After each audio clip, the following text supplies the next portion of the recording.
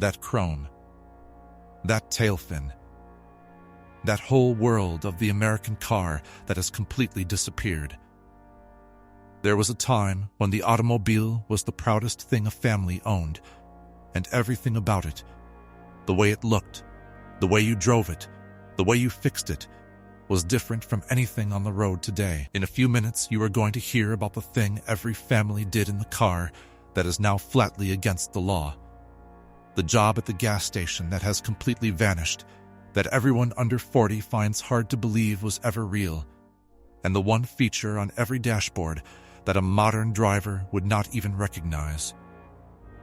50 things about the old car and the open road fill this video. These are the ones that make people say, "I cannot believe that was normal." All of them real. All of them on every street in America. If you grew up in the 1950s or 60s, you did not just see these cars. You rode in them, drove them, and worked on them yourself. Subscribe before we start, and stay to the end, because the last one is the feeling people say they miss the most about driving.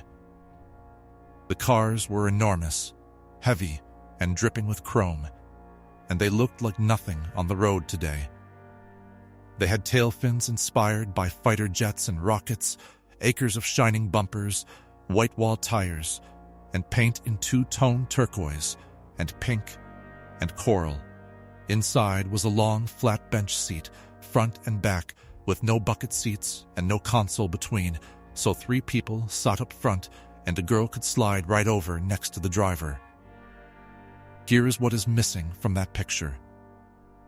There were no seatbelts. Seatbelts were not standard equipment, and most cars simply did not have them. Ford actually offered them as a paid option in 1956, in a safety package they called the lifeguard design, and almost nobody bought it. Safety did not sell. Style and horsepower and chrome did, and the cars had names that promised the future. Bel Air, Thunderbird, Fairlane, Star Chief. They were the size of small boats. They drank gas that cost almost nothing, and a new one every couple of years was the great American dream made of steel. A family judged its own success by the car sitting in the driveway. Bumper heights and safety rules ended the chrome and the fins. The bucket seat replaced the bench. Mandatory seatbelts and airbags reshaped the whole interior. The rolling chrome battleship of the 1950s, built for beauty over safety, is gone. The next thing happened every time you needed gas, and it is almost unbelievable today. You pulled into the gas station, stayed in your car, and a young man in a clean uniform and a cap came running out to serve you.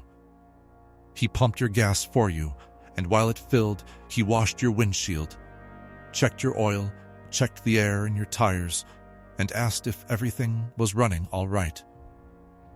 This was not special treatment. This was every gas station, every time, at no extra charge, and often there were 2 or 3 attendants running out to a single car. Here's the part that shocks people.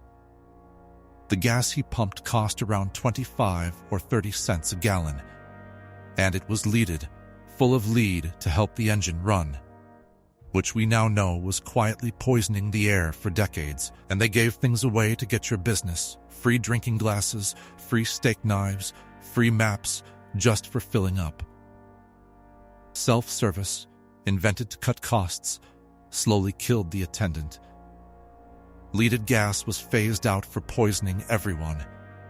The free glasses and the uniformed young man who checked your oil disappeared, and now you pump your own, alone, and pay 4 times as much. Before we go on, tell me in the comments. Do you remember the attendant checking your oil? Did your family collect the free gas station glasses? I read every single one. The inside of the car was a different machine entirely, full of controls a modern driver would not recognize.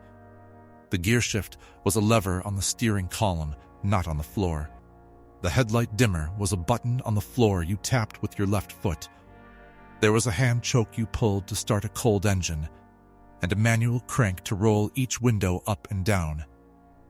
The radio was only one band, and it took a moment to warm up, and there were ashtrays and cigarette lighters everywhere, front and back, because absolutely everyone smoked in the car. Windows up, kids inside. Here is the one that is truly gone. The dashboard was solid painted metal, hard and shining, with the radio and knobs set into it. No padding, no soft plastic, no airbag hidden inside. In a crash, that beautiful metal dashboard was the last thing you hit, and nobody thought about it at all. Padded dashboards, floor shifters, electronic everything, and 100 safety laws transformed the interior completely.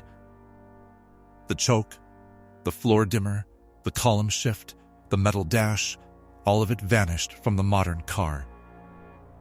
The next thing was how the whole family traveled, and it would horrify a parent today. When the family took a trip, the children rode however they fit, and safety was simply not part of the thought. In the station wagon, the kids piled into the very back, the cargo area, with no seats and no belts, lying down, playing cards, facing out the rear window at the traffic behind. The baby rode in the mother's arms in the front seat, or stood up on the seat beside her. On a long drive, children roamed the whole moving car freely, from the way back to the front and back again. Here is what makes people gasp now. There was no car seat as we know it. The devices that existed were flimsy hooks meant to prop a baby up to see out the window, not to protect anyone. A whole generation of American children traveled thousands of miles completely unrestrained, and it was considered perfectly normal parenting. This one changed hard, by law, state by state through the 1980s, and the modern car seat and seatbelt law that followed saved an enormous number of young lives. Thank God they did. But the freedom of lying in the way back, watching the road roll away, is a thing no child will ever know again. The next thing was something every driver could do that almost nobody can do now. You fixed your own car in your own driveway on a Saturday, and so did every man on the block. The engines were simple, mechanical, and open. You could look down into the engine bay and see the ground beneath and understand what every part did. A man changed his own oil, set the points, adjusted the carburetor, swapped the spark plugs, and did his own tune-up with a basic set of tools and a manual. If it broke on the road, there was a decent chance you could fix it right there. Here is what has quietly been lost. Knowing your car was normal. A teenager learned to work on an engine the way he learned to ride a bike, and that knowledge was passed hand to hand, father to son, neighbor to neighbor, in 100 driveways on a Saturday afternoon. Computers, sealed electronics, and sheer complexity ended the driveway mechanic. Open the hood of a modern car, and you see a sealed plastic cover and a warning against touching anything. The simple engine you could understand, and the shared skill of fixing it, is nearly gone. The last one is the feeling people miss the most, the thing the open road meant before it all changed. And more than any single part, people miss what driving itself used to mean. Before the interstate, you traveled on 2-lane roads that ran straight through the heart of every town, and the trip was the adventure. There were roadside attractions, giant statues, quirky motels shaped like teepees, mom-and-pop diners, and hand-painted signs counting down the miles. Route 66 was the great American road. Teenagers cruised the main drag on Friday night, engines rumbling, radios up, going nowhere in particular, and that was the whole point. Here is the turning point.